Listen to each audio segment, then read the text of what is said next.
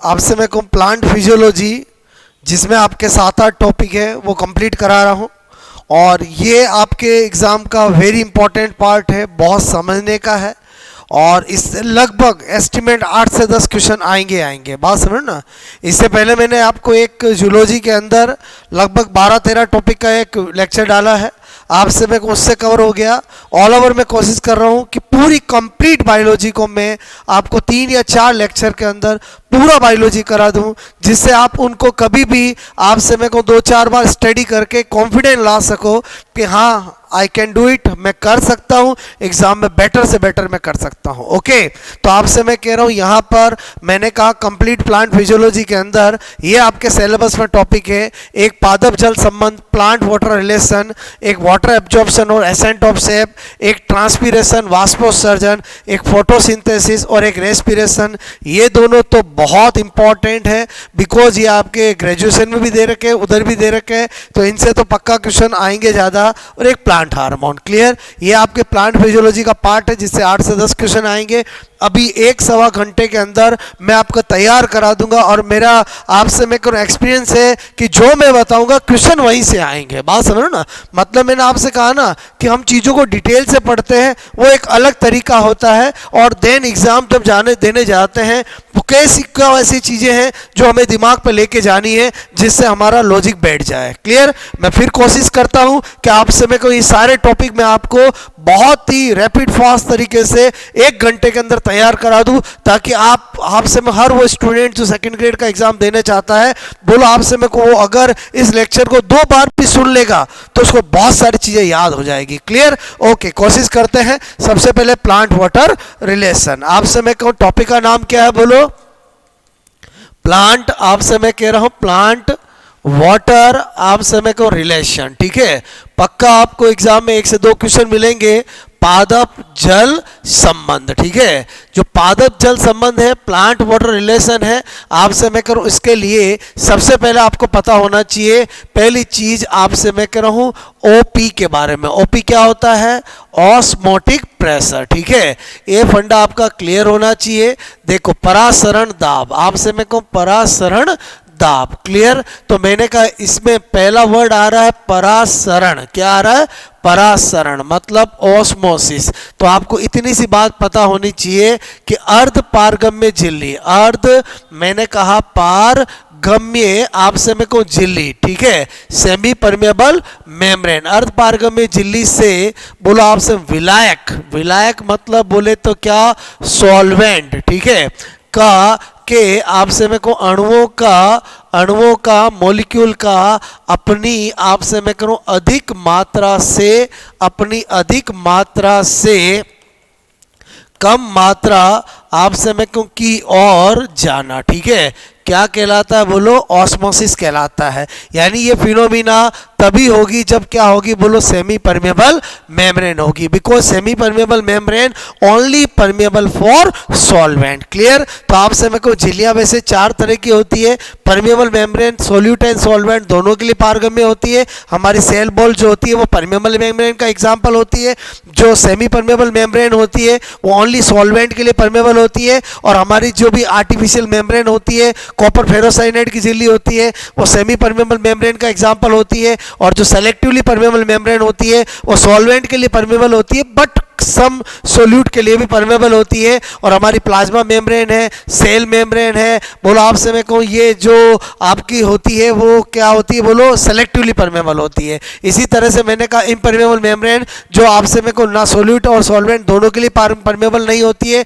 और lignified cell wall जो होती है, लिग्नीकृत कोशिका भित्ति इम्परमेबल मेम्ब्रेन का एग्जाम्पल होती है। तो आपसे मैं कहूँ ऑस्मोसिस किसके लिए साथ होता है? एसपीएम। अब आपसे मैंने कहा ऑस्मोटिक प्रेशर क्या होता है? तो ये एक मैंने कहा अणुसंख्यक, आपसे मैं कह रहा हूं गुणधर्म। ठीक है, मैंने कहा कोलिगेटिव प्रॉपर्टी, क्या होता है? बोलो कोलिगेटिव, आपसे मैं कहूँ प्रॉपर्टी, ठीक है, अणुसंख्यक गुणधर्म होता है। बात समझ में आए? बोलो इसका मतलब क्या हुआ? ये केवल आपसे मैं कहूँ विलेय, बोलो विलेय, केवल विलेय मतलब क्या बोल रहा हूँ? सोल्यूट, क्लियर, के आपसे मैं कहूँ अणुओं की संख्या पर निर्भर आपसे मेरे को करता है। यानी अगर सोल्यूट होगा तो ये है, नहीं तो कभी नहीं होगा। इसका मतलब हुआ शुद्ध जल। क्लियर? शुद्ध जल का आपको कभी भी ऑस्मोटिक प्रेशर पूछे तो हमेशा क्या होगा?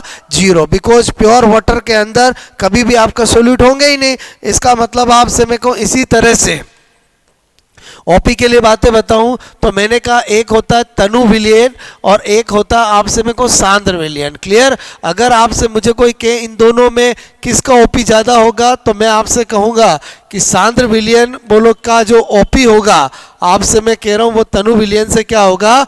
ज़्यादा होगा। क्यों? क्योंकि इसमें सोल्यूट ज़्यादा होगा। बोलो आपसे मैं कह रहा हूँ सांद्र विलयन का ओपी तनु विलयन से क्या होगा? ज़्यादा होगा। जिसमें सोल्यूट ज़्यादा उसका ऑस्मोटिक प्रेशर ज़्यादा। क्लियर? इसका मतलब आपसे मैं कहूँ हेलोफाइट जो प्लांट्स होते हैं, बोलो हेलोफाइट लवणोद्भिद, लवणोद्भिद, मैंने कहा लवणोद्भिद, ठीक है, उनका क्या होता है? सबसे ज़्यादा आपसे मेरे को क्या होता है? बोलो ओपी होता है। ठीक है? और जो हेलोफाइट आप हाइड्रोफाइट होते हैं, हाइड्रोफाइट जो होते हैं, हाइड्रोफाइट मतलब जलोदभिद, ठीक है, जलोदभिद पादप जो होते हैं उनका ओपी क्या होता है? सबसे कम होता है। सबसे कम क्या होता है? बोलो ऑस्मोटिक प्रेशर होता है। एक तो आपको ये बातें पता होनी चाहिए। उसके बाद आपसे मैंने कहा कि ओपी का सूत्र क्या होता है? ओपी का सूत्र तो पराशरण दाब pi is equal to i into C R T. ठीक है? तो आपसे मैं कह रहा हूँ i into C R T. यहाँ आई क्या है? बोलो वांट हॉप गुणांक। ठीक है? वांट हॉप आपसे मैं कहूँ गुणांक। क्लियर? और मैंने कहा बोलो सी क्या होता है? विलयन की, बोलो विलयन की सांद्रता। ठीक है? अक्सर बायोलॉजी में स्टूडेंट इसका रोल नहीं करते हैं तो गलत हो जाता है। आर तो आप जान समझ गए, बोलो सार्वत्रिक, मैंने कहा बोलो क्या? गैस नियतांक। ठीक है? और मैंने कहा टी क्या है? बोलो टेम्परेचर। बात समझ में? ताप। अब थोड़ा सा ध्यान से समझना, मैंने कहा यहाँ पर जैसे ये दो आपसे मैं कह रहा हूँ, उसके अलावा आपको क्या स्पेशल नोट ध्यान रखना है कि बोलो आपसे जल का जो प्रवाह है, जल का प्रवाह आपसे मैं को लो, ठीक है, ओपी से हाई ओपी, आपसे मैं को हाई ओपी, बोलो लो ओपी से हाई ओपी की और आपसे मैं कहूँ होता है। ठीक है? क्योंकि एक्चुअली जो ओपी होता है, बोलो वो होता ही क्या है? Water holding capacity. Water holding आपसे मैं कहूँ कैपेसिटी, यानी जिस विलयन का ओपी ज़्यादा होता है वो वहाँ से जल के अणुओं को जाने नहीं देता। आज सांद्र विलयन का ओपी क्या होता है? ज़्यादा होता है, तो तनु विलयन से सांद्र विलयन की ओर जल जाता है। इसका मतलब हुआ जल का प्रवाह हमेशा लो ओपी से हाई ओपी की ओर होता है। क्लियर? तो इस पे बेस अक्सर एग्जाम में क्वेश्चन आते हैं। जैसे मैंने एक एग्जांपल कराया, मैंने कहा ये दो प्लांट सेल है सपोजेड, बीच में क्या लगा हुआ? एसपीएम लगा हुआ है। यहाँ पर मैंने कहा 0.1 m बोलो NaCl है, और एक मैंने आपसे कहा यहाँ पर सपोजेड मैं आपसे कहूँ कि 0 पॉइंट आपसे मैं कहूँ यहाँ पर मैंने कहा 0 बोलो 0 पॉइंट आपसे मैं करूँ 1, ठीक है, और मैंने कहा यहाँ पर बोलो आपका बोलो ग्लूकोज है। ठीक है? और मैं आपसे कहूँ कि ये ए सेल है और ये बी है। ठीक है? तो जल आपसे मैं करूँ का बोलो प्रवाह, ठीक है, प्रवाह होगा, ऐसा मैंने आपसे पूछा है। क्लियर? ओके, तो ऑप्शन है बोलो ए से बी, एक है बोलो बी से ए, आपसे मैं कह रहा हूँ एक है बोलो नहीं होगा, प्रवाह नहीं होगा। क्लियर? ओके, तो आपसे मैं को एक दे दिया नन। अब क्या होता है कि स्टूडेंट अगर आपसे मैं करूं सोचे दोनों तरफ सांद्रता बराबर है तो नहीं होगा तो गलत हो जाएगा। देखो इस केस में आपको क्या सोचना है? ये पराशरण दाब एक का पराशरण दाब क्या होता है? आई इंटू सी आर टी। ठीक है?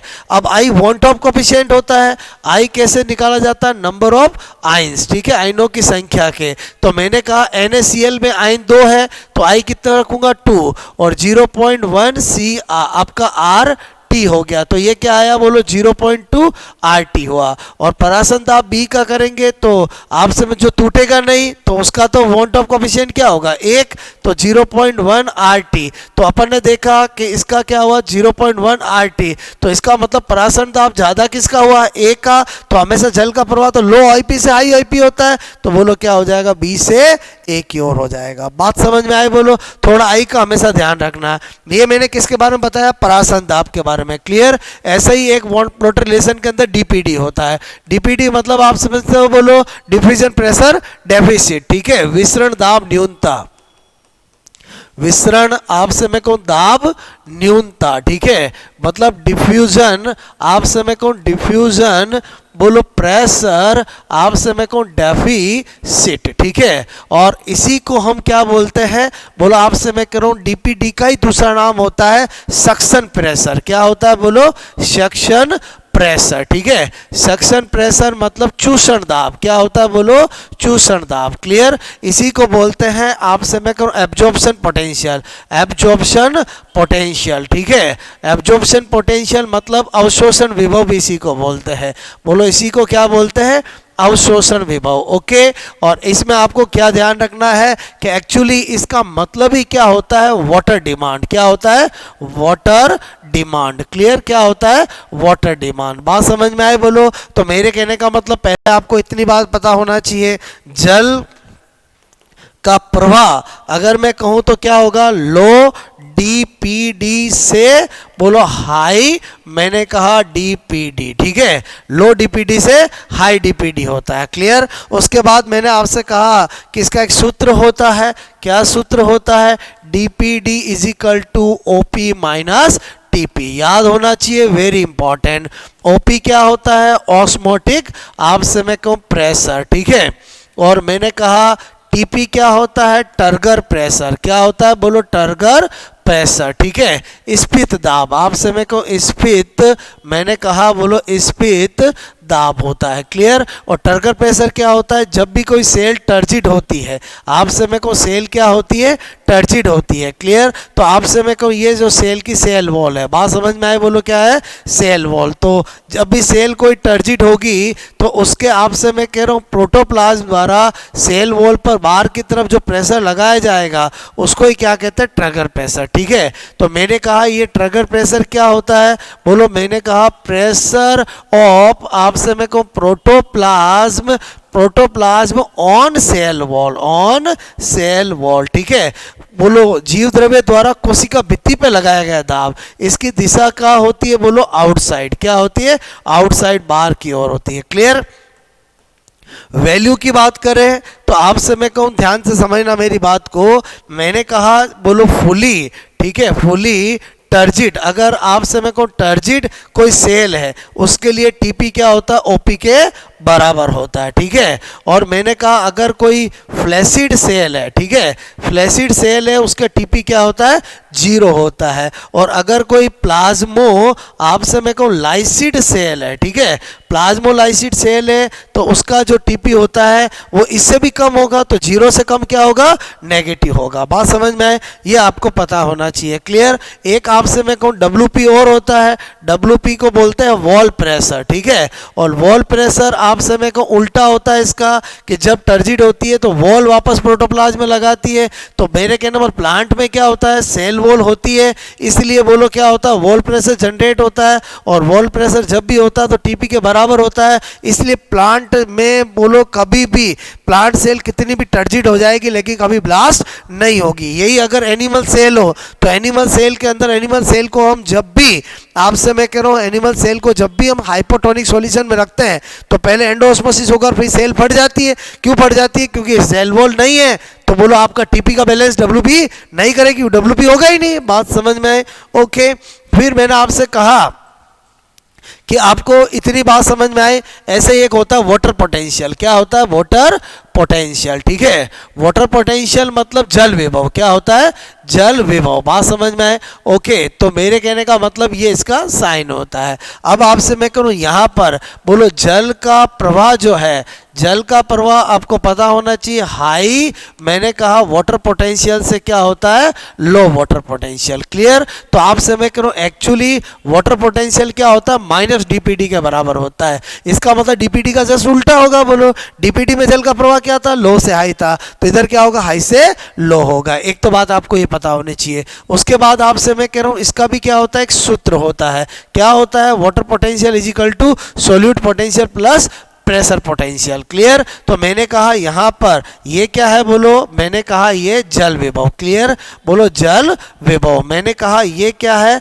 विलेय विभव। क्या होता है, विलेय विभव। विलेय विभव मतलब क्या होता है, सोल्यूट पोटेंशियल। क्या होता है, सोल्यूट पोटेंशियल। और ये क्या है, बोलो वाटर, आपसे मैं कहूँ वाटर पोटेंशियल। और मैंने कहा ये क्या है, बोलो प्रेशर पोटेंशियल मतलब दाब विभव। ठीक है, दाब विभव। ओके, प्रेशर आपसे मैं कहूँ पोटेंशियल। ओके।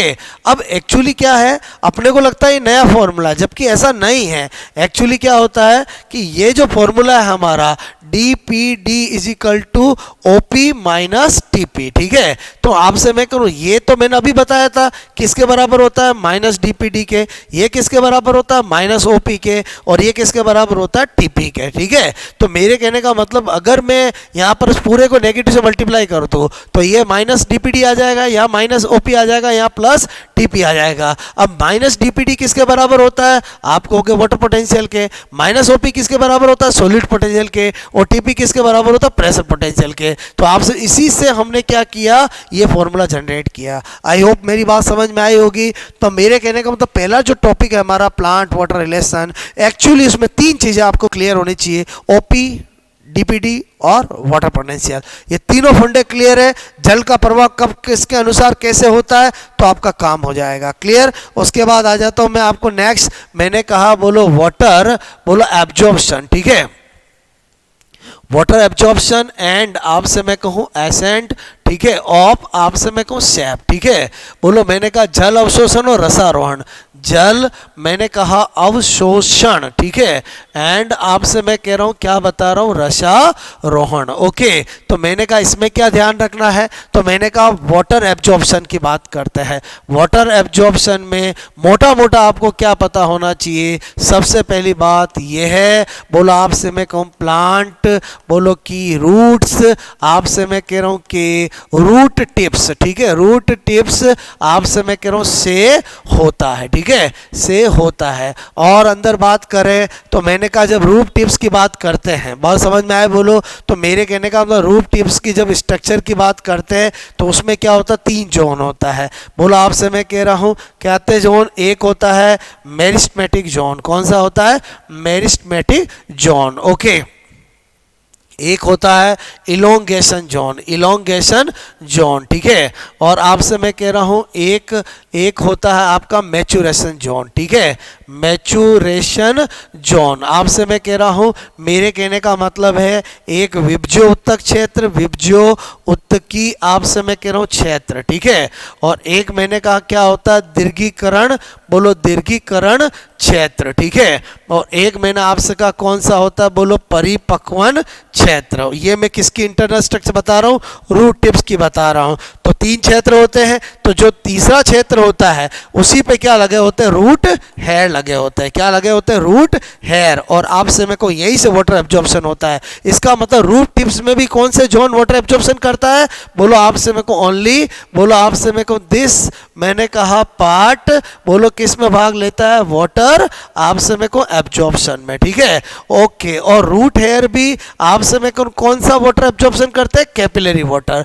मैंने कहा रूट हेयर केवल आपसे मैं कहूँ केशिकीय जल। ठीक है, केशिकीय जल आपसे मैं कहूँ, मैंने कहा बोलो कैपिलरी, आपसे कैपिलरी वाटर। ठीक है, केशिकीय जल को ही बोलो को ही क्या करते हैं, बोलो अवशोषित, आपसे मैं कहूँ अवशोषित करते हैं। ठीक है। तो यहीं पर आपको तीन वर्ड पता होना चाहिए, एक होता है होलार्ड। ठीक है, एक होता है केसार्ड। क्लियर। और एक होता है इकार्ड। एक क्या होता है, बोलो इकार्ड होता है। क्लियर। तो मेरे कहने का मतलब जो केसार्ड होता है, बोलो उसका तो मतलब हो गया, बोलो क्या, कैपिलरी वाटर आपसे मैं कह रहा हूं। और मैंने कहा जो इकार्ड होता है वो आपसे मैं को, इकार्ड का मतलब क्या हुआ, बोलो आपसे मैं करूं अदर वाटर, ठीक है, अदर वाटर कैपिलरी को छोड़कर, बात समझ में आए। और होलार्ड का मतलब क्या होगा, सॉइल आप समय को में उपस्थित समस्त जल, ठीक है, समस्त जल। ओके, तो आपको ध्यान रखना है थोड़ा केसाड़ का मतलब क्या होता है। उसके बाद आपसे मैं कह रहा हूँ, मैंने कहा बोलो पाथवे, आपसे मैं कह रहा हूँ, ठीक है, of water absorption, water absorption, ठीक है। वाटर एब्जॉर्प्शन के दो पाथवे होते हैं, एक होता है एपोप्लास, एक होता है सिम्प्लास। एक होता है एपोप्लास, बोलो आपसे मैं कह रहा हूँ, एक होता है सिम्प्लास, ठीक है। एपोप्लास होता है वो नॉन लिविंग पाथवे होता है, क्या होता है बोलो, नॉन आपसे मैं कहूँ लिविंग पाथवे, ठीक है, नॉन लिविंग क्या होता है, पाथवे होता है। जबकि सिम्प्लास्ट होता है वो क्या होता है बोलो, लिविंग पाथवे होता है, क्या होता है, लिविंग पाथवे होता है, ठीक है। यानी मेरे कहने का मतलब है कि आपसे मैं कह रहा हूँ जीवित मार्ग, और इसका मतलब होता है कि बोलो वाया, मैंने कहा सेल टू सेल, क्लियर। और इसका मीनिंग होता है बोलो वाया आपसे मैं कह रहा हूँ इंटर, मैंने कहा सेलुलर स्पेस, ठीक है। ये अंतर कोशिकीय स्थानों से होकर जाना और कोशिका से होकर जाना। मुख्यतः मेन पाथवे कौन सा होता है, यही होता है, ठीक है। बोलो मैंने कहा मेन पाथवे। कभी भी आपसे पूछा जाए कि अधिकांश वाटर एब्जॉर्प्शन किस पाथवे से होता है, तो एपोप्लास से होता है, क्लियर। ओके, उसके बाद मैंने कहा आपको वाटर एब्जॉर्प्शन में क्या ध्यान रखना है, टाइप्स ऑफ आपसे मैं कर रहा हूँ वाटर एब्जॉर्प्शन, ठीक है, वाटर एब्जॉर्प्शन। तो टाइप्स ऑफ वाटर एब्जॉर्प्शन के अंदर एक होता है एक्टिव, आपसे मैं कहूँ एक्टिव वाटर एब्जॉर्प्शन, बोलो वाटर आपसे मैं कहूँ एब्जॉर्प्शन, ठीक है। और एक होता है पैसिव वाटर एब्जॉर्प्शन, एक क्या होता है बोलो, पैसिव आपसे मैं कहूँ वाटर, ठीक है, एब्जॉर्प्शन। ओके, एक एक्टिव वाटर एब्जॉर्प्शन और एक क्या होता है पैसिव।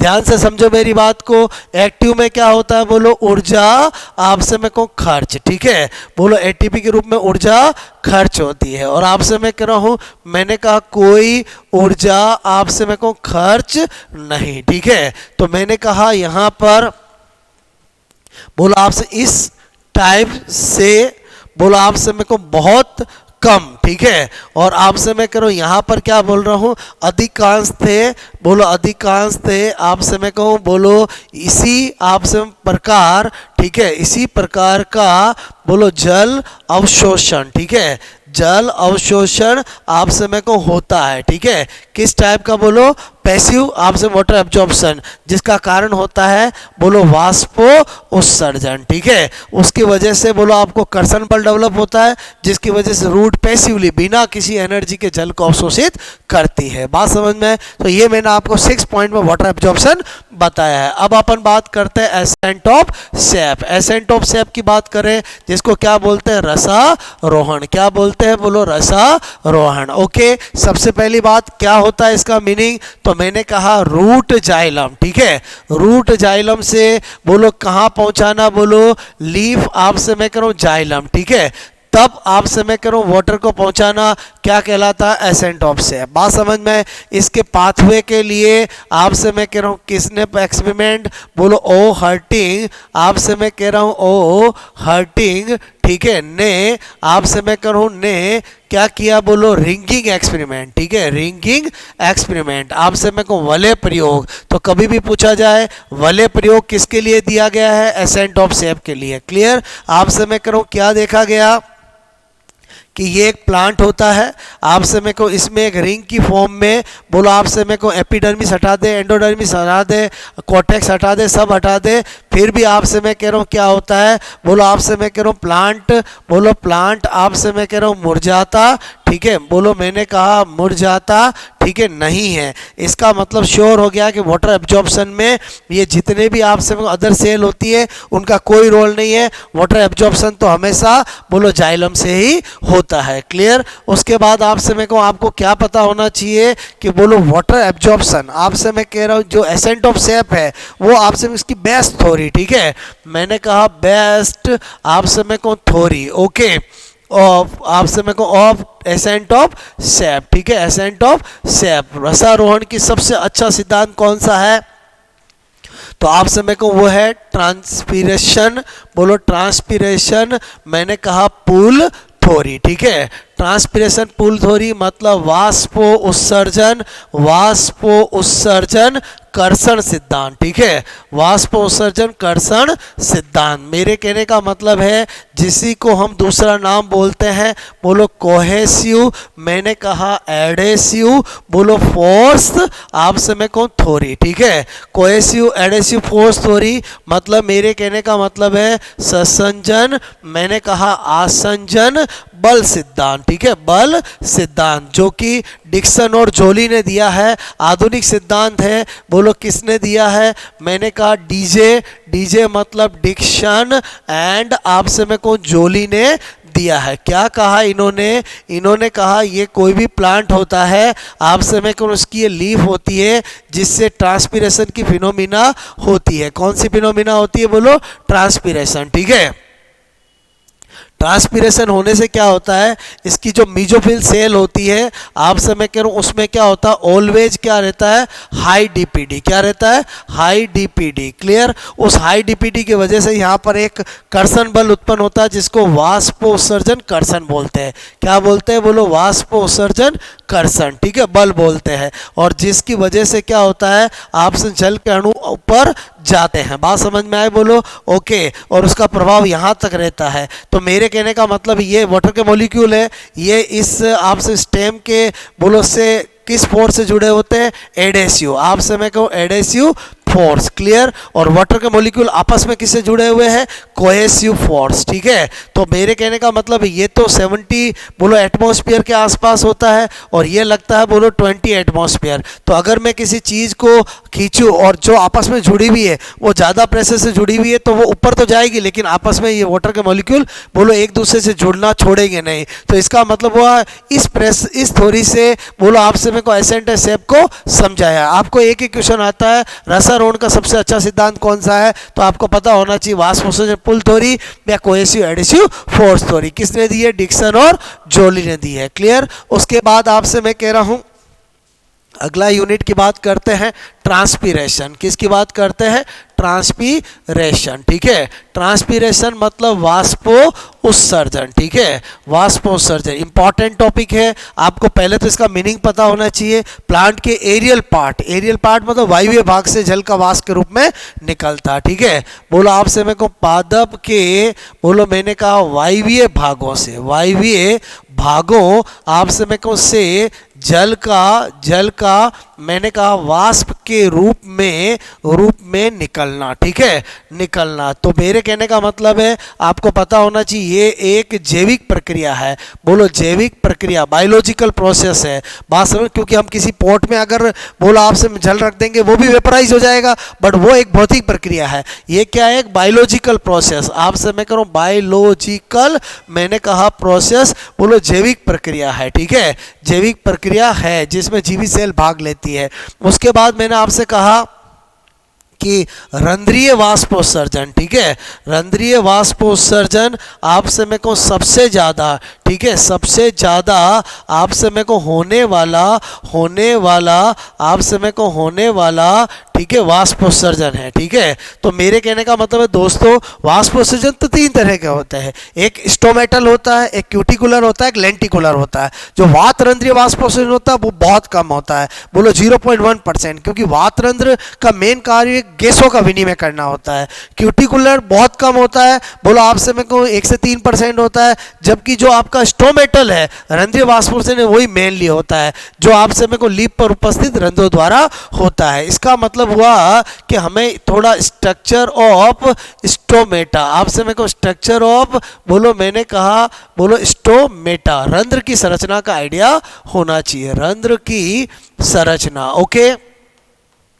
रंध्र की संरचना देखें तो आपसे में अक्सर एग्जाम में क्वेश्चन आ जाता है, बोलो रंध्र के अंदर 2 तरह की सेल होती है, एक गार्ड सेल होती है और एक मैंने कहा क्या होती है, बोलो सब्सिडरी सेल होती है, क्लियर। ये सब्सिडरी सेल, ये गार्ड सेल है। अब गार्ड सेल की जो अंदर वाली वॉल होती है वो क्या होती है, बोलो थिक होती है, ठीक है, क्या होती है, बोलो थिक होती है। बात समझ में आई, बोलो। तो यहाँ पर बोलो काम ध्यान देने वाली चीज़ क्या है कि आपसे मैं करूँ this one is guard cell, ये क्या है, बोलो गार्ड सेल सेल, ठीक है। गार्ड सेल मतलब क्या हुई, बोलो रक्षक कोशिका, ओके। उसके बाद मैंने कहा ये क्या है, बोलो सबसिडियरी आप समय को सेल। सबसिडियरी सेल का मतलब क्या हुआ, सहायक कोशिका, ठीक है, सहायक कोशिका, ओके।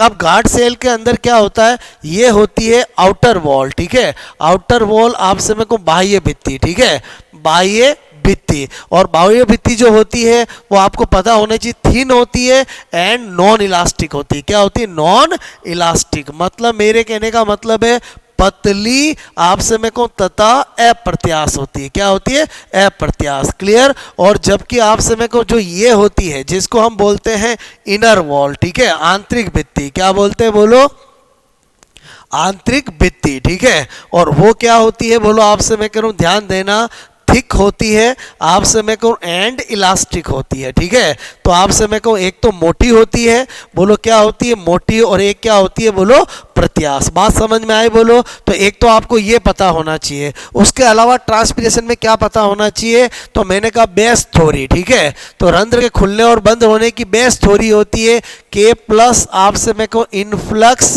आप समय को थ्योरी, ठीक है, या जिसको हम आयन विनिमय सिद्धांत कहते हैं। बोलो आयन एक्सचेंज थ्योरी, आयंस, बोलो मैंने कहा एक्सचेंज थ्योरी, क्लियर। आयन विनिमय सिद्धांत, बोलो मैंने कहा आयन विनिमय आप समय को सिद्धांत, ठीक है, या इसी को बोलते हैं लेविट थ्योरी। क्या बोलते हैं, लेविट आप समय को सिद्धांत, ठीक है।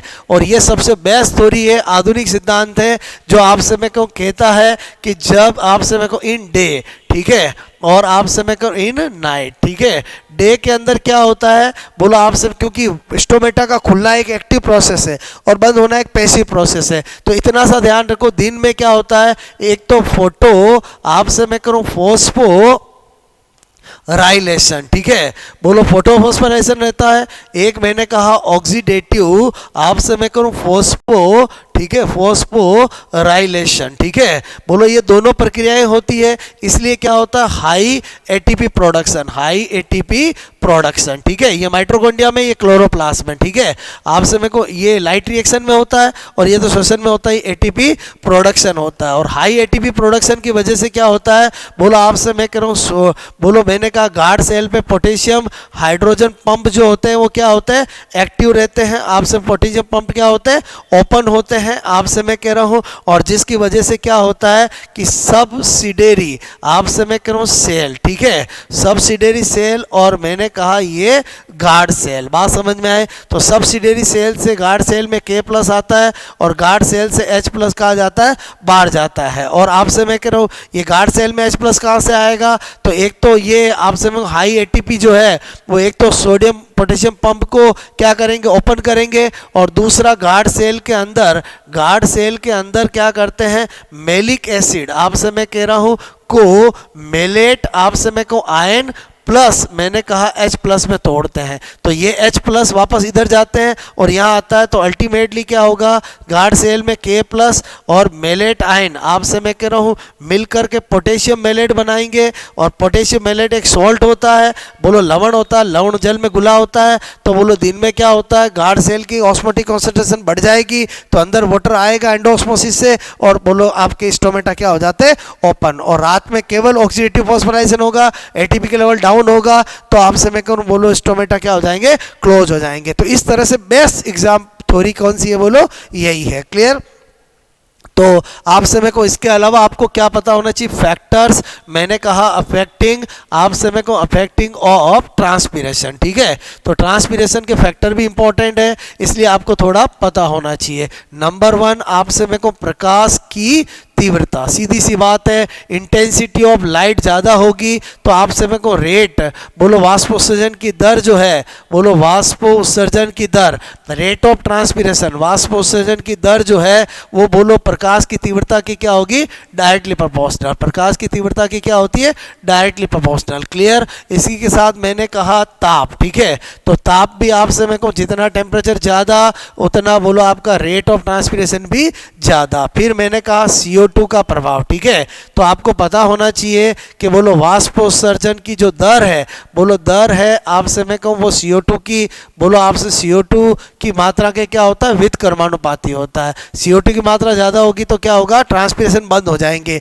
इसलिए इसको एंटी ट्रांसपीरेशन आपसे मैं कह रहा हूँ गैस, प्रतिवाष्पोत्सर्जक गैस भी कहते हैं। क्या कहते हैं, बोलो प्रति, मैंने कहा वाष्पोत्सर्जक गैस भी कहते हैं। उसके बाद मैंने आपसे कहा कि बोलो नंबर फोर्थ, ठीक है। नंबर फोर्थ में क्या है, आर्द्रता का प्रभाव, ठीक है। आर्द्रता का प्रभाव आपको पता होना चाहिए कि बोलो वाष्पोत्सर्जन की जो दर है वो आर्द्रता के भी क्या है, इनवर्सली प्रोपोर्शनल, ठीक है। जितनी वातावरण में आर्द्रता ज़्यादा होगी उतना ही वाष्पोत्सर्जन क्या होगा, कम होगा। बात समझ में आई, बोलो। इसी तरह से मैंने आपसे कहा कि एक और है, वो है आपसे मैं कह रहा हूँ हवा का प्रभाव, ठीक है।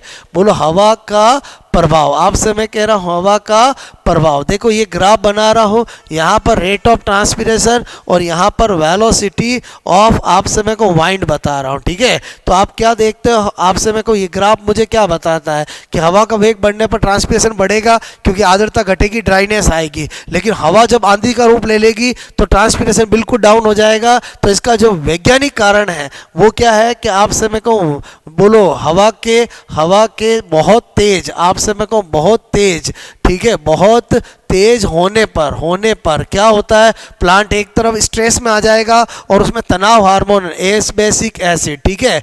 बोलो मैंने कहा एस बेसिक आपसे मैं कहूँ हार्मोन, ठीक है। हार्मोन का क्या होगा, स्त्रावण, और एस बेसिक हार्मोन आपसे का स्त्रावण होगा, ये एंटी ट्रांसपिरेशन हार्मोन होता है। एंटी ट्रांसपिरेशन आपसे मैं को हार्मोन होता है और इसका स्त्रावण होते ही ये दिन में ही क्या कर देता है, बोलो स्टोमेटा को क्या कर देता है, क्लोज कर देता है। तो आपसे मैं कहूँ रेट ऑफ ट्रांसपिरेशन क्या हो जाती है, बिल्कुल डिक्रीज हो जाती है। क्लियर। तो इस तरह से मैंने आपको दोस्तों ट्रांसपिरेशन भी समझा दिया। नेक्स्ट हमारा लेते हैं वेरी इंपॉर्टेंट आपसे मैं कहूँ फोटोसिंथेसिस, ठीक है।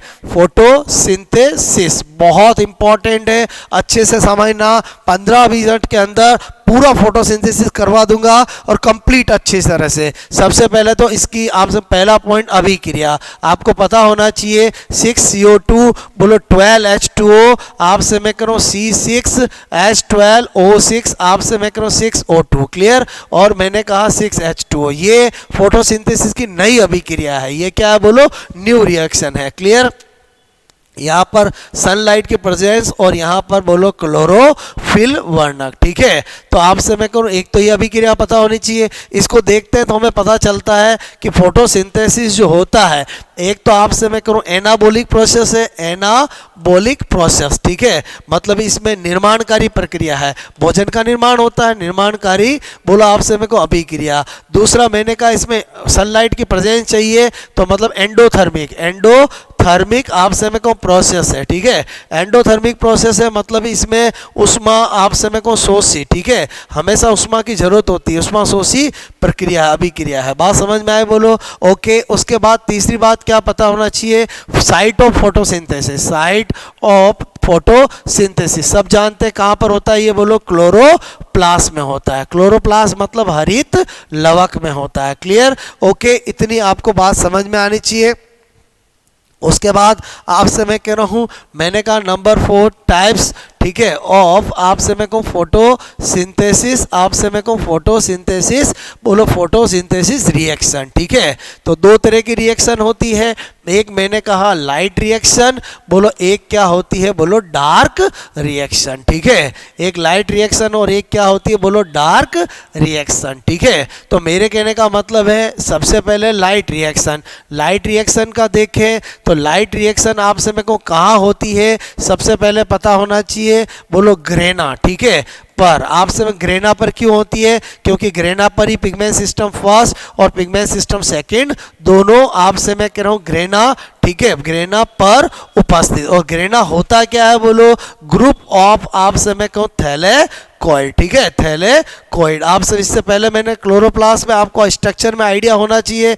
जो क्लोरोप्लास्ट होता है डबल मेम्ब्रेन बाउंडेड होता है, जिसमें बहुत सारी ये थैलेकोइड होती है, बोलो आपसे मैं कह रहा हूँ, ठीक है। तो ये है थैलेकोइड, आपसे मैं कहूँ थैलेकोइड, और ग्रुप ऑफ थैलेकोइड ये क्या होता है, ग्रेना, और दोनों ग्रेना को जोड़ने वाला कौन होता है? इंटरग्रेना। और ये अंदर माल मसाला क्या होता है? स्ट्रोमा। क्लियर? क्या होता है? जो डार्क रिएक्शन का स्थल होता है। क्लियर? अब आपसे मैं कहूँ इस ग्रेना पर ही क्या होते हैं? Pigment system first and pigment system second. आपको पता होना चाहिए, आरपीएससी का फेवरेट है पिगमेंट सिस्टम फर्स्ट का क्रिया केंद्र, बोलो रिएक्शन सेंटर, बोलो आपसे मैं कह रहा हूँ एक्शन सेंटर को भी पूछे P700। क्लियर? या इसी को क्या लिख सकते हैं? Chlorophyll A700। आपसे मैं को पिगमेंट सिस्टम सेकंड का अगर आपसे पूछा जाए क्रिया केंद्र तो आपसे मैं को क्या होता है? P, बोलो मैंने कहा 680। क्लियर? या क्लोरोफिल A680। वेरी इंपॉर्टेंट है, यहाँ से सेकंड ग्रेड में अक्सर क्वेश्चन पूछा गया है। आप खुद इतने बड़े हो गए, आप मुझे बताओ जब भी आप लाइफ में फर्स्ट डिवीजन आए तब ज़्यादा नंबर आए कि सेकंड डिवीजन आए तब ज़्यादा नंबर आए? तो पिगमेंट सिस्टम फर्स्ट का क्रिया केंद्र P700 और इसका बोलो P680। बात समझ में आए? बोलो ओके।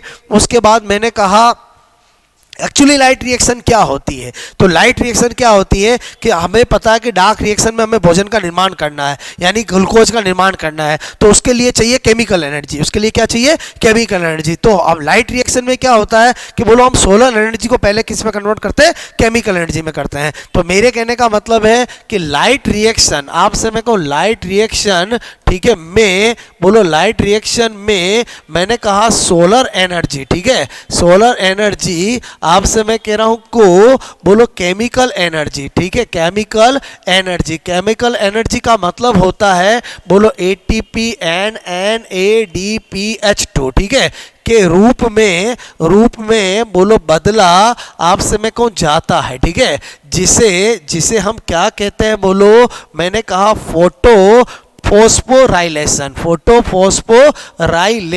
मैंने कहा उसी को क्या कहते हैं? बोलो आपसे प्रकाश, बोलो फोटोफॉस्फोरिलीकरण, मैंने कहा फॉस्फोरिलीकरण, क्या कहते हैं उसी को?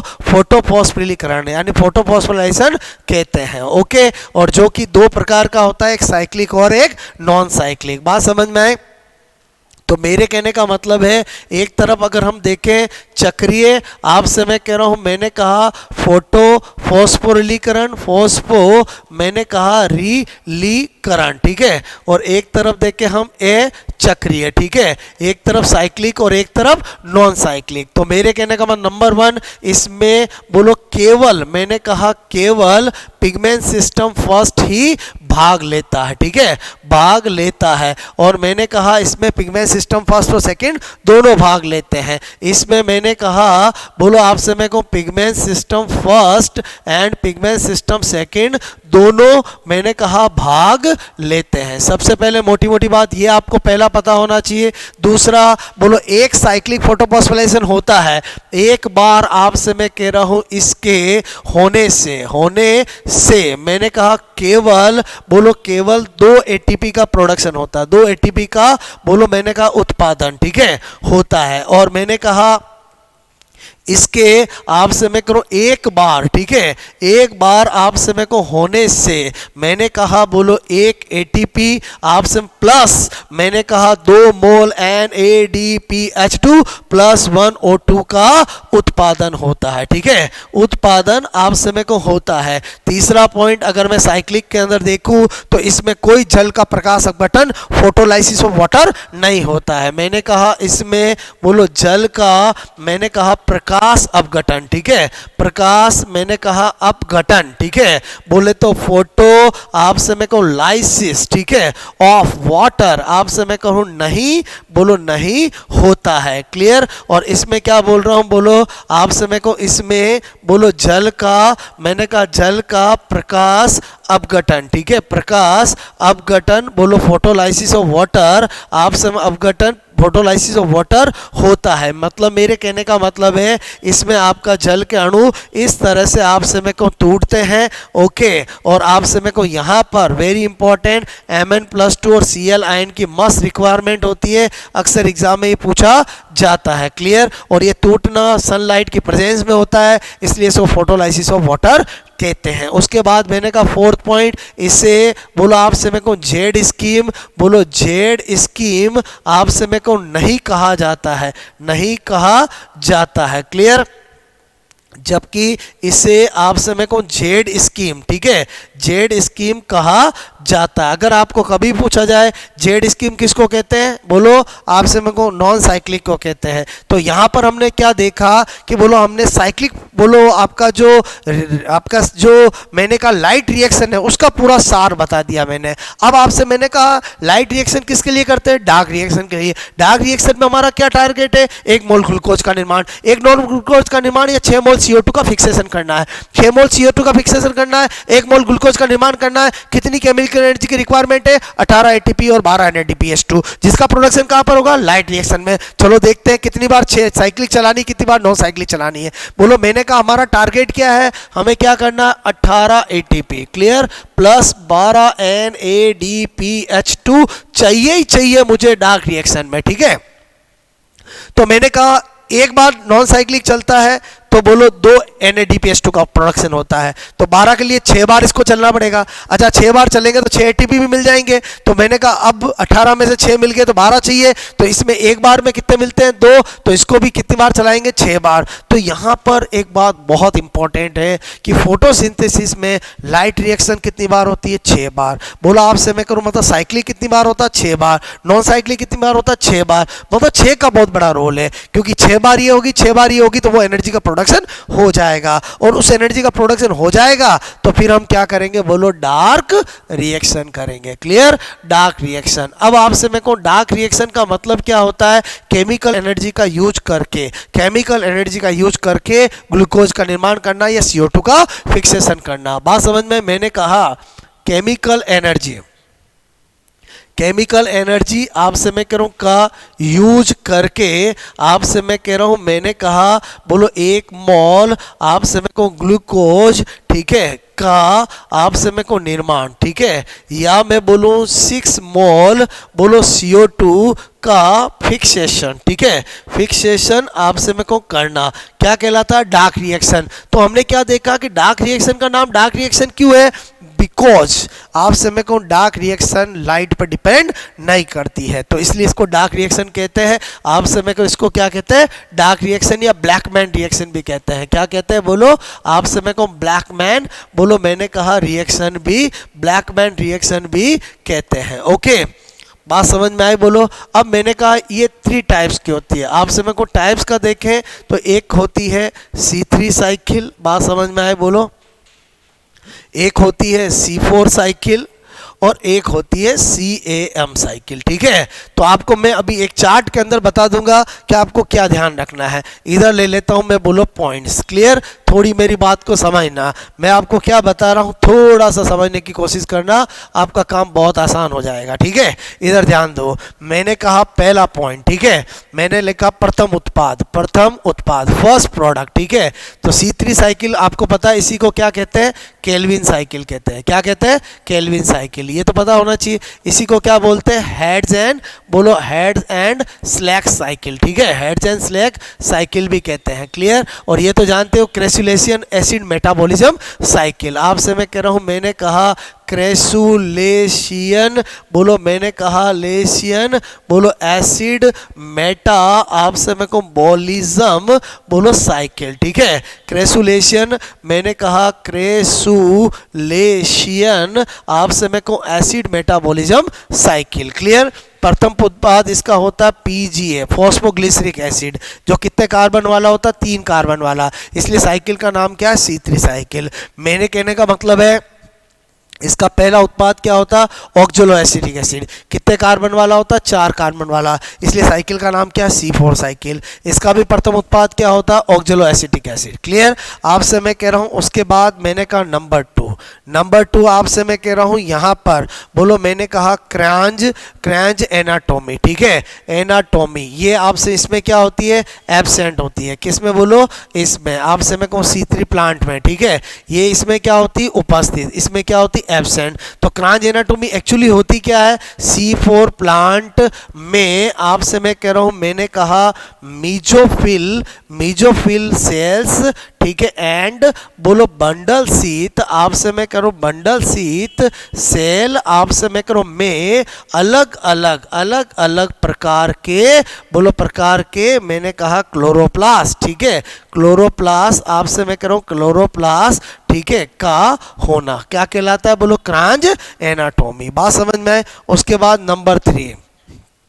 नंबर 3 देखें, आपसे मैं कह रहा हूं, यहां पर मैंने लिखा प्रकाश श्वसन, ठीक है, प्रकाश श्वसन लिखूं या मैं आपसे कहूं C2 चक्र लिखूं, एक ही बात है। ये बोलो केवल C3 प्लांट का करेक्टर है, इन दोनों में बिल्कुल नहीं होता है। क्लियर? एग्जाम में आपको ऐसा ही पूछेंगे। उसके बाद आपसे मैं कहूं नंबर, बोलो मैं 4 की बात करूं, आपसे मैं करूं और अंतर की बात करूं, तो और अंतर को समझना, मैंने कहा यहां पर 4 पॉइंट की बात करूं, बोलो मैंने कहा केमिकल एनर्जी, ठीक है, रिक्वायर्ड केमिकल एनर्जी। तो C3 साइकिल के अंदर बोलो मैंने कहा 18 ATP चाहिए और 12 NADPH2 चाहिए, लेकिन इनके अंदर क्या होता है? बोलो 1 मोल ग्लूकोज या 6 मोल CO2 के बोलो आपसे फिक्सेशन के लिए 30 ATP चाहिए, प्लस मैंने कहा बोलो 12 NADPH2 चाहिए। क्लियर? और इसमें भी क्या चाहिए? 30 ATP चाहिए और प्लस 12 क्या चाहिए? NADP, बोलो आपसे मेरे को NADPH2 चाहिए। क्लियर?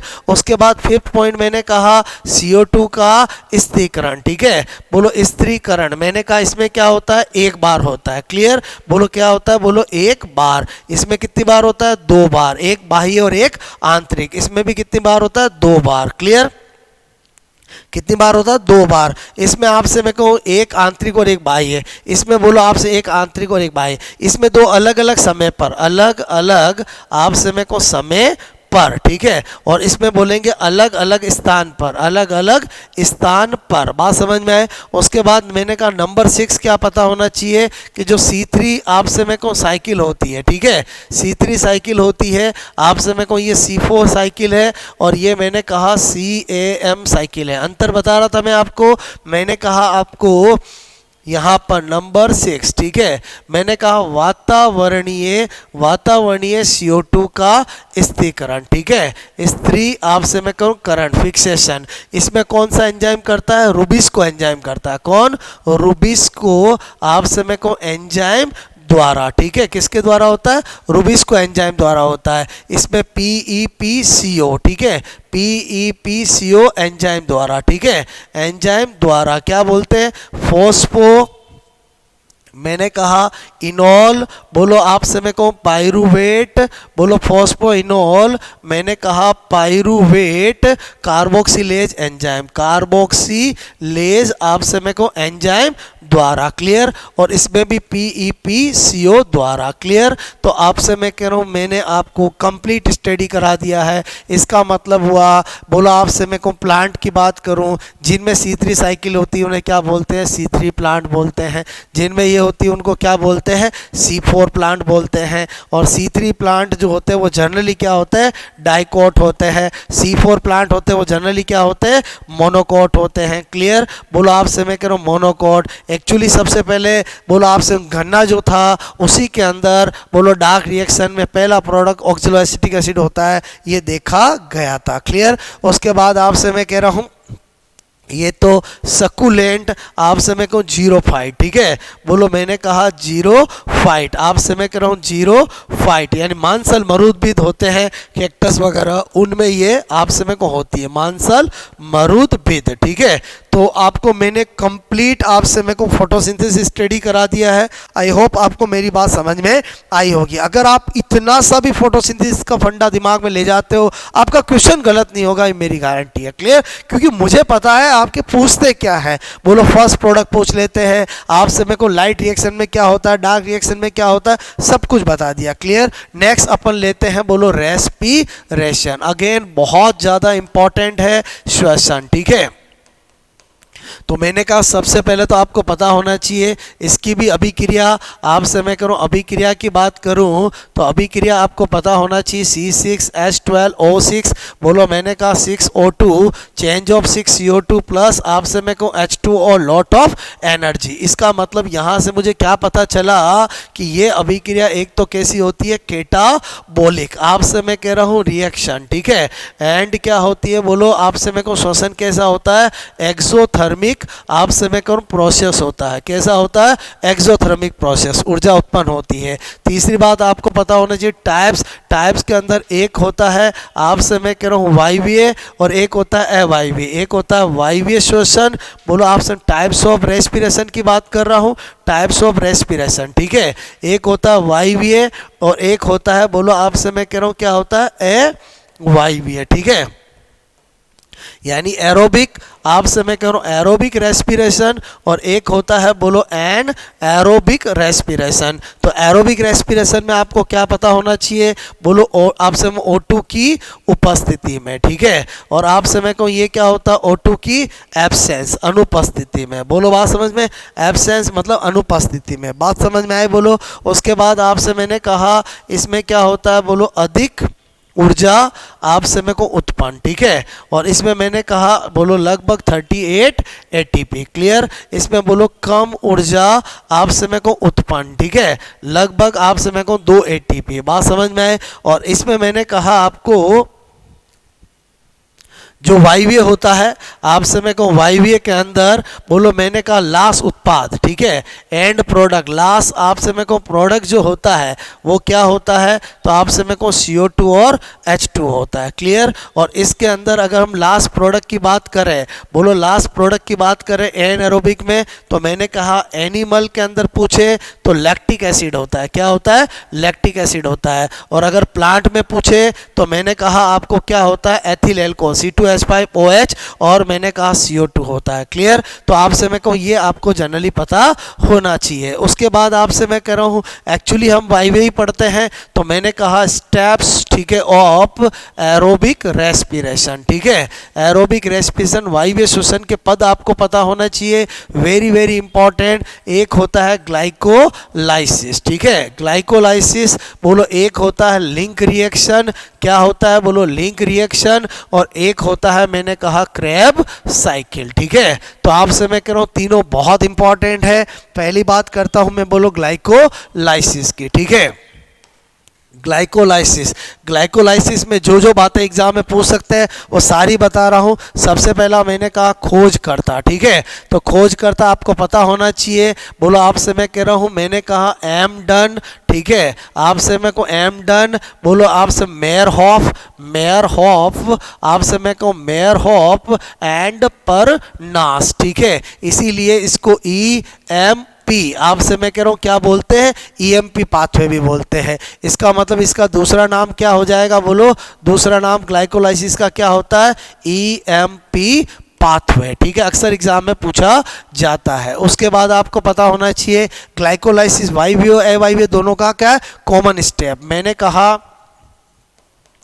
कॉमन स्टेप बिटवीन, बोलो आपसे मैं कह रहा हूँ एरोबिक, बोलो एरोबिक, आपसे मैं कह रहा हूँ एंड, मैंने कहा बोलो एरोबिक एंड एन एरोबिक, ठीक है, एन एरोबिक रेस्पिरेशन। वायवीय और अवायवीय श्वसन का क्या है, कॉमन स्टेप है, दोनों में होता है। सबसे ज़्यादा सेकंड ग्रेड में ये पूछा गया है, क्लियर। उसके बाद अपन बात करें ग्लाइकोलाइसिस की, तो इसमें आपसे मैं कहूँ कुल, मैंने कहा कुल, बोलो मैं आपसे कुल 10 रेखीय अभिक्रियाएं, कितनी लीनियर रिएक्शन होती है, 10 रेखीय अभिक्रियाएं होती है। इसमें आपसे मैं कह रहा हूं कुल, मैंने कहा कुल 9 एंजाइम काम आते हैं, 9 एंजाइम बोलो मैंने कहा काम में आते हैं। इसका मतलब एक अभिक्रिया कैसी होगी बोलो, आपसे मैं को अवायवीय, बोलो नॉन एंजाइमेटिक।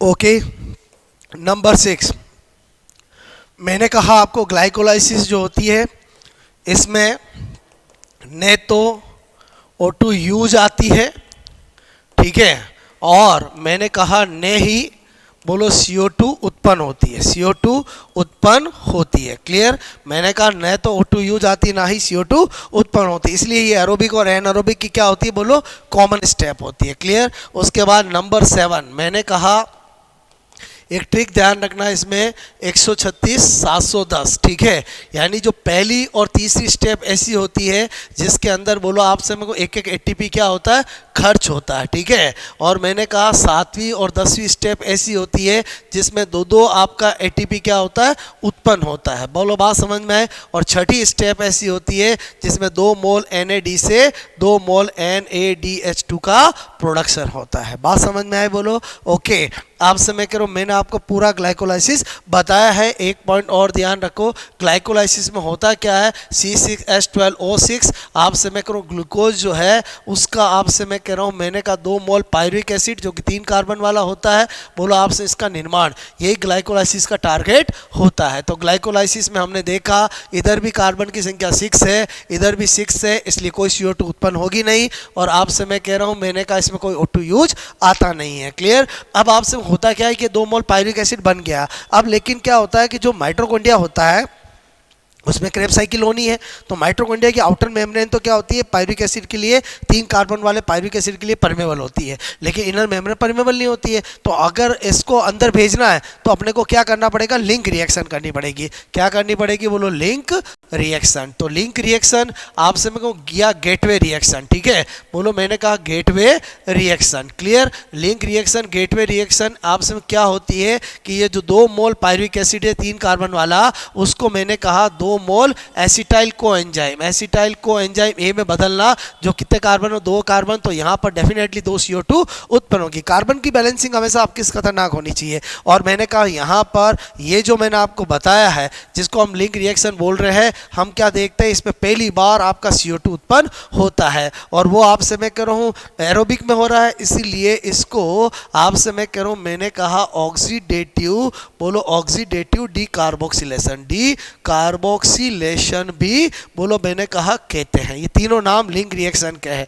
और ये कहाँ होती है, इसकी साइट क्या होती है, तो मैंने कहा पेरी, बोलो mitochondrial space, peri mitochondrial space में होती है। क्लियर।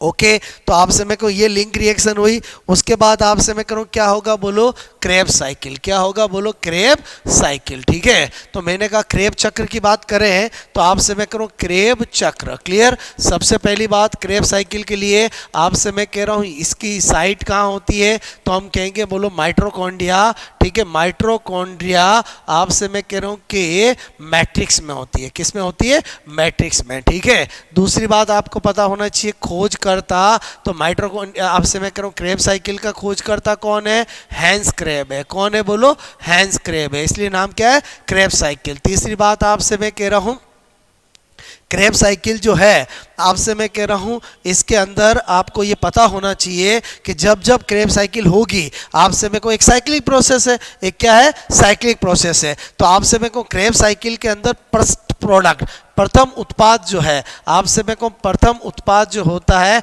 वो सिट्रिक एसिड होता है। कौन होता है, सिट्रिक एसिड। क्लियर। बोलो आपसे मैं कहूँ, इसलिए इसको क्या कहते हैं, सिट्रिक एसिड साइकिल भी कहते हैं। क्या कहते हैं, बोलो मैंने कहा सिट्रिक एसिड साइकिल भी इसको कहते हैं। अब सिट्रिक एसिड की स्ट्रक्चर देखें तो आपसे मैं करूँ ये सिट्रिक एसिड होता है, बोलो ये सिट्रिक एसिड होता है। तो हमें क्या पता चला कि बोलो सिट्रिक एसिड की स्ट्रक्चर बनाए तो हमें पता चला कि सिट्रिक एसिड जो होता है उसमें तो बोलो 1, 2 और 3 क्या होते हैं, बोलो कार्बोक्सिलिक एसिड होते हैं। इसलिए मैंने कहा इसे बोलो आप क्रेब साइकिल को TCA, बोलो TCA साइकिल आपसे मैं कह रहा हूँ बी कहते हैं, ठीक है। बोलो बिकॉज सिट्रिक एसिड ही क्या है, बोलो ट्राई, बोलो मैंने कहा कार्बोक्सिलिक एसिड, ठीक है। तो 3 कार्बोक्सिलिक एसिड होते हैं तो इसलिए इसको TCA भी कहते हैं। तो क्रेब साइकिल को बोलो आपसे मैं कहूँ सिट्रिक एसिड साइकिल भी कहते हैं, TCA भी कहते हैं। क्लियर। उसके बाद आपको क्या पता होना चाहिए, मैंने कहा नंबर 4। क्लियर। एक बार आपसे मैं कहूँ जब, ठीक है, एक बार जब मैंने कहा क्रेब चक्र, ठीक है, क्रेब आपसे मैं कहूँ चक्र चलता है, ठीक है, चलता है आपसे, तो मैंने कहा क्या क्या होता है, बोलो एक ATP का प्रोडक्शन होता है, 3 मोल आपसे मैं कहूँ NADH2 का उत्पादन होता है और 1 मोल FADH2 का उत्पादन होता है। क्लियर। और अब अपन ने देखा कि आपसे मैं कह रहा हूँ ये आपके अंदर तो 2 मोल एसिटाइल कोएंजाइम आएंगे तो क्रेब साइकिल कितनी बार चलेगी, 2 बार। अतः आपसे मैं कहूँ 2 बार मैंने कहा क्रेब चक्र, ठीक है, क्रेब चक्र चलने पर, ठीक है, चलने पर बोलो क्या होगा, रास्ते में 2 बार ही चलेगी तो डबल कर देंगे, 2 एटीपी का प्रोडक्शन, 6 NADPH2 का प्रोडक्शन, NADH2 का प्रोडक्शन और ऑप्शन 2 FADH2 का प्रोडक्शन। बस ध्यान रखना फोटोसिंथेसिस के अंदर NADPH2 बनते हैं और श्वसन के अंदर NADH2 बनते हैं। क्लियर? तो आपसे मैं को ये आपको मेरी बात समझ में आई होगी। क्लियर? अब आपसे मैं कह रहा हूँ आपको क्या बात ध्यान रखनी है, स्पेशल नोट। आपसे मेरे को स्पेशल नोट क्या, आपको मैंने कहा कि बोलो आपसे मेरे को एक होता है इलेक्ट्रॉन ट्रांसपोर्ट सिस्टम। क्या होता है बोलो इलेक्ट्रॉन, मैंने कहा बोलो इलेक्ट्रॉन, बोलो आपसे मैं करूँ इलेक्ट्रॉन ट्रांसपोर्ट सिस्टम। ठीक है, और इलेक्ट्रॉन ट्रांसपोर्ट सिस्टम कहाँ होता है बोलो, क्रिस्टी पे होता है। कहाँ होता है, क्रिस्टी। आपसे क्रिस्टी माइटोकॉन्ड्रिया के इनर मेम्ब्रेन के इनर फोल्ड को कहते हैं। और आपसे मैं कह रहा हूँ यहाँ पर आपको पता होना चाहिए कि बोलो आपसे मैं कह रहा हूँ 1 mole NADH2 is equal to 3 ATP और 1 मोल आपसे मेरे को FADH2 से 2 ATP प्राप्त होते हैं। बोलो आपसे किसके द्वारा, बोलो इलेक्ट्रॉन ट्रांसपोर्ट सिस्टम के द्वारा। क्लियर? तो आपसे मैं कह रहा हूँ आपको पता होना चाहिए कि 1 मोल NADH2 कितने ATP के बराबर होता है, 3 ATP के द्वारा। 1 मोल FADH2 कितने ATP के बराबर होता है, 2 ATP के द्वारा। आपको मेरी बात समझ में आई होगी। क्लियर? तो आपसे मैं कह रहा हूँ यहाँ पर मैं क्या बताना चाह रहा हूँ, मेरी बात समझे। ऐसे आपको पता होना चाहिए एक पीटर आपसे मैं कह रहा हूँ मीचेली, ठीक है, एक साइंटिस्ट था जिसने केमी ऑस्मोटिक थ्योरी दी थी। केमी मैंने कहा ऑस्मोटिक थ्योरी, क्या दी थी बोलो, केमी ऑस्मोटिक थ्योरी दी थी। और उसने कहा था कि माइटोकॉन्ड्रिया के अंदर इस तरह से ऑक्सीसोम लगे होते हैं। क्लियर? ऑक्सीसोम आपसे मैं कहूँ ये बोलो बेस होता है। क्लियर? और बेस को क्या बोलते हैं, F0 पार्टिकल बोलते हैं। क्या बोलते हैं, F0 पार्टिकल। ये क्या होता है, स्टाल्क व्रंत होता है। और ये क्या होता है, हेड होता है। और हेड को क्या बोलते हैं, F1 आपसे में को पार्टिकल बोलते हैं। क्लियर? तो आपसे में इन्होंने कहना था कि यहाँ पर बोलो ये बेस H+ के लिए क्या होता है, परमेबल। और यहाँ पर आपसे में को ATP सिंथेटेज एंजाइम होता है जो इस H+ से क्या होता है, सक्रिय होता है। और यहाँ पर बोलो ADP से ATP का निर्माण होता है। ये माइटोकॉन्ड्रिया में होता है, इसलिए माइटोकॉन्ड्रिया को पावर हाउस ऑफ सेल कहते हैं। क्लियर? अब आपने देखा दोस्तों मैंने आपको पूरा वायवीय श्वसन बता दिया। वायवीय श्वसन के अंदर एक और फंडा है जिसका नाम है RQ। ठीक है, श्वसन गुणांक। बहुत सी बार इससे भी क्वेश्चन आ जाता है, तो आपको पता होना चाहिए कि श्वसन गुणांक RQ क्या होता है, बोलो आउटपुट आपसे मैं कहूँ अपॉन इनपुट। ठीक है, तो आपको पता होना चाहिए आउटपुट क्या होता है, mole of CO2 divide by mole of O2। Clear? तो मैंने आपसे कहा कि ये होता है। अब RQ की वैल्यू अलग अलग सबस्ट्रेट पे डिपेंड करती है। मैंने कहा वैल्यू, ठीक है, वैल्यू आपसे मैं कहूँ वैल्यू ऑफ RQ। क्लियर? मैंने कहा नंबर 1 कार्बोहाइड्रेट। ठीक है, कार्बोहाइड्रेट के लिए जनरली क्या होती है, RQ की वैल्यू क्या होती है, 1 होती है। मैंने कहा फैट का पूछे तो RQ की वैल्यू 0.7 होती है। आपसे मैंने कहा प्रोटीन का पूछे तो प्रोटीन के लिए मैंने कहा RQ की वैल्यू 0.8 से 0.9 होती है। क्लियर? थोड़ा सा इन दोनों की क्या होती है, लेस देन 1 होती है। फैट छोटा वर्ड है तो थोड़ी कम है, प्रोटीन की उससे थोड़ी ज़्यादा है। और मैंने कहा ऑर्गेनिक एसिड का पूछे तो ऑर्गेनिक एसिड का RQ जो होता है वो 1 से ज़्यादा होता है। इतना आपको पता है, आपका काम हो जाएगा। आई होप मेरी बात समझ में आई होगी। उसके बाद हमारा लास्ट है प्लांट हार्मोन। ठीक है, मैंने कहा प्लांट हार्मोन आपसे में एक होता है ऑक्सीन,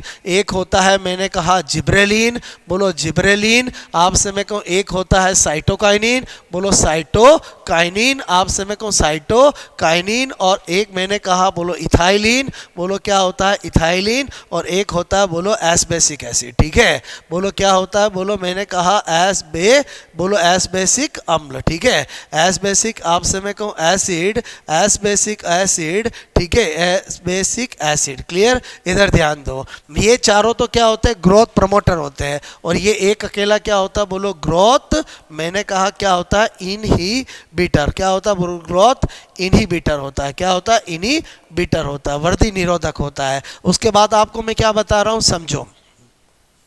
आपको मेन चीज क्या पता होना चाहिए, ऑक्सीन। आपसे मैं को इंडोल एसिटिक एसिड एक बोलो, आपसे मैं कह रहा हूँ यहाँ पर मैंने कहा एक तो पता होना चाहिए नेचुरल। ठीक है, और एक पता होना चाहिए आर्टिफिशियल। एग्जाम में क्वेश्चन वहीं से आते हैं, आर्टिफिशियल। तो मेरे कहने का मतलब है इंडोल एसिटिक एसिड तो नेचुरल हो गया, बाकी आपसे मैं कहूँ 24, मैंने कहा 24D है, बोलो आपसे मैं कह रहा हूँ, मैंने कहा NAD है, बोलो IBA है, इंडोल ब्यूटेरिक एसिड है, बोलो आपसे मैं कहूँ 245T है, 245T है, ये सब के सब आर्टिफिशियल है, क्लियर। और इंडोल एसिटिक एसिड क्या है, नेचुरल है। ऑक्सिन आपसे मैं कहूँ जो प्लांट हार्मोन होता है उसका मेन काम होता है आपसे मैं कहूँ एपिकल डोमिनेंसी, ठीक है। सीड्स प्रमुखता, आपसे मैं कहूँ सीड्स प्रमुखता, ठीक है, प्रमुखता मतलब आपसे मैं करूँ प्रमुखता, एपिकल डोमिनेंसी, ठीक है, उसको करना। ओके, जिब्रेलिन आपसे मैं कह रहा हूँ जिब्रेला कवक, ठीक है, से प्राप्त आपसे मैं कह रहा हूँ किया गया, ठीक है। और इसका मुख्य कार्य क्या होता है, ये आनुवांशिक बोनेपन को दूर करता है। आनुवांशिक बोलो आपसे मैं को बोनेपन, प्लांट के अंदर बोनेपन, ठीक है, को दूर करना, आपसे मैं दूर करना, ये इसका मेन कार्य है, ठीक है। साइटोकाइनिन आपसे मैं कह रहा हूँ आपको पता होना चाहिए कि साइटोकाइनिन आप जो है प्यूरिन आपसे मैं को नाइट्रोजन बेस से बोलो आप इसका रिलेशन है और इसका मुख्य कार्य है बोलो आपसे मैं को कोशिका विभाजन, ठीक है, में हेल्प, सेल डिवीजन, कोशिका विभाजन आपसे मैं कह रहा हूँ में हेल्प, क्लियर। और आपको मैं पहले ही बता चुका हूँ कि बोलो जब ऑक्सीजन आपसे मैं कह रहा हूँ ऑक्सीजन कम और साइटोकाइनिन बोलो सीके आपसे मैं कहूँ सीके ज़्यादा लेते हैं तो क्या होता है बोलो शूट इनिशिएशन होता है, क्या होता है, शूट इनिशिएशन, ठीक है। और जब ऑक्सीजन ज़्यादा और आपसे मैं कह रहा हूँ सीके कम लेते हैं तो आपका क्या होता है, रूट इनिशिएशन होता है, क्या होता है, रूट इनिशिएशन, ये हमेशा ध्यान रखना है, ठीक है।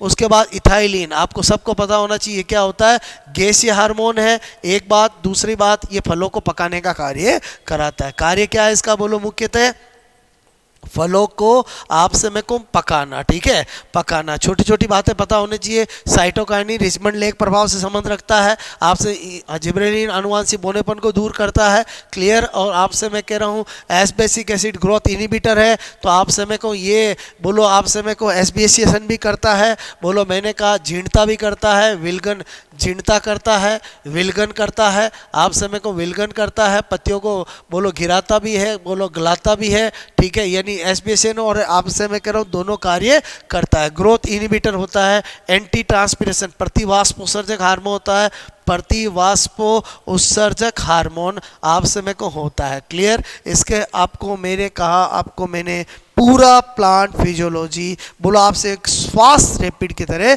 बताया है, क्लियर। ये आपका मेरा एक्सपीरियंस है जो मैंने आपको बताया है कि क्या आ सकता है, मतलब एक सुपरफिशियल इतना आपको पता होने से आप में कॉन्फिडेंस जरूर जनरेट होगा, स्पेशली फोटोसिंथेसिस और respiration, plant water relation, transpiration. आपसे में इसी तरह से दो वर्ड होते हैं, गट्टेशन होता है, एक ब्लीडिंग होता है, वर्बली डिस्कस कर लेता हूँ। गट्टेशन आपसे मैं करूँ प्लांट के अनइंजर्ड पार्ट से बोलो आपसे लिक्विड का निकलना। अर्ली मॉर्निंग जब भी हम कभी घूमने जाते हैं तो किसी प्लांट को टच करते हैं तो हमें थोड़ा गीला गीला फील होता है, वो गट्टेशन के कारण होता है। और ब्लीडिंग जो होता है, रस स्राव होता है प्लांट के कहीं बोलो आप इंजर्ड पार्ट से बोलो लिक्विड का निकलना, बोलो क्या कहलाता है, ब्लीडिंग कहलाता है। ब्लीडिंग यानी रस स्राव, गट्टेशन यानी बिंदु स्राव, दोनों का कारण पूछे तो हमेशा ध्यान रखना दोनों का कारण जो है वो आपका मैंने कहा रूट प्रेशर मूल दाब होता है, क्या होता है, मूल दाब होता है, क्लियर। आई थिंक मेरी बात समझ में आई होगी। जो गट्टेशन होता है वो आप वाटर स्टोमेटा हाइड्रोथोर्स के द्वारा होता है जो पत्तियों के केवल किनारों पे होता है, जबकि जो ट्रांसपीरेशन होता है वो आपसे मैं कह रहा हूँ आपके प्लांट पे सारे जो स्टोमेटा होते हैं उनके द्वारा होता है। जो आपका वाटर स्टोमेटा नॉर्मल स्टोमेटा से अलग होता है, वाटर स्टोमेटा हमेशा ओपन होते हैं बोलो जिनमें वाटर कैविटी भी होती है, वाटर आपसे मैं कह रहा हूँ, जबकि जो नॉर्मल स्टोमेटा होते हैं वो दिन में खुलते हैं और रात में बंद होते हैं, क्योंकि उनमें जो गार्ड सेल होती है वो आपसे में को कैसी होती है बोलो मूवेबल होती है, जबकि हाइड्रोथोर्स वाटर स्टोमेटा में क्या होती है, नॉन मूवेबल होती है। आई थिंक आपको मेरी बात समझ में आई होगी, क्लियर। तो दोस्तों आपसे मेरे को लगभग 1.5 घंटे के अंदर आप इन 7-8 यूनिट को तैयार कर सकते हो, 10 क्वेश्चन आएंगे, आप एक कॉन्फिडेंस जनरेट कर सकते हो। मेरा यही काम है कि आपसे मेरे को जो आपकी डिमांड है कि सर हमें ये मिल जाए तो हम बहुत आगे निकल सकते हैं, तो आपसे मैं कह रहा हूँ जो आपके कमेंट्स आते हैं उसी के अकॉर्डिंग मैं लेक्चर बना रहा हूँ और आपको ऑलमोस्ट मैंने 50% बायोलॉजी 55% बायोलॉजी का पार्ट मैंने आज करवा दिया है। इसको आप स्टडी कर लें और आप क्या चाहते हैं मुझे ज़रूर बताना। और आपको आई थिंक ये बहुत अच्छा लगा होगा। और आपसे मैं करूँ, मैंने कहा ना बेनिफिट किसके है, जो आपको लेक्चर स्टार्ट किया 5-7 मिनट देखकर बंद कर दिया उसको नहीं, जो पूरा 1.5 घंटे तक अच्छे से सुनेगा उसको एंड ऑफ रिजल्ट कॉन्फिडेंस आएगा कि हाँ ये अगर मैंने एग्जाम से बोलो एक दिन भी पहले अगर मैंने इसको 1.5 घंटे को देख लिया, मैंने सुन लिया, तो हाँ मैं ये सारे चैप्टर में अच्छे से कर पाऊंगा। बिकॉज मैं बताने का मतलब है मैं आपको एक बार सरफेस नजर से हर चीज डिस्कस कर रहा हूं। ओके, आई होप समझ में आया होगा। जरूर आप मुझे कमेंट्स करके बताएं कि आपको ये कैसा लगा। ओके, और भी आपकी कोई नीड है कि सर मुझे बायोलॉजी का ये पार्ट भी करा दो तो हमारा काम आसान हो जाएगा, कल मैं वो भी करवा दूंगा। Clear? Okay, best of luck, मस्त रहो और आपसे पढ़ते रहो। ओके, कोई स्ट्रेस नहीं लेना, क्योंकि जितना कूल माइंड से स्टडी करते हैं तभी हमें सक्सेस मिलती है। कल भी मैंने एक बात कही थी, सबसे पहले मन को जीतो, एग्जाम तो वैसे ही जीत जाओगे। Okay, bye.